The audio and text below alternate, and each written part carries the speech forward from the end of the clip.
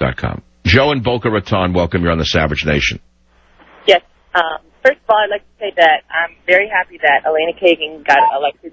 All right, let's start with why you're happy. What has she done that has distinguished her that she should be on the Supreme Court? Well, I think that she's, like you say, she's a big liberal, and I think that we need more liberals in the Supreme Court. And but okay, that's fine. She's a liberal, but the person who runs the bookstore in my neighborhood is a liberal. He certainly isn't qualified to be a Supreme Court justice, is he? Just because he's a liberal, is he?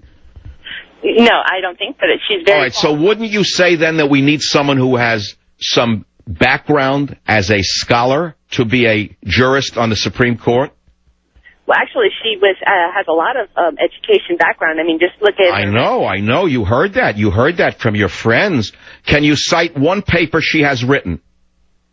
I haven't done that much research, but No, but you know she's a brilliant woman because you read that in the newspaper. But in fact, she has almost no publication record. You know that, don't you? I did not know that, but I do know that... I'm trying to educate you, madam, that just because a person is a liberal doesn't make them qualified to be on the Supreme Court. Certainly there are liberals who would have been qualified. I can name 3 of them. She is not one of them. Okay, well then who is the 3 that you're thinking of that would be better? Well, it's too late for me. First of all, I'm not going to mention them because they're all at Harvard, number one. They're all crying in their medical marijuana tonight because they weren't picked. But they're far more qualified than she is.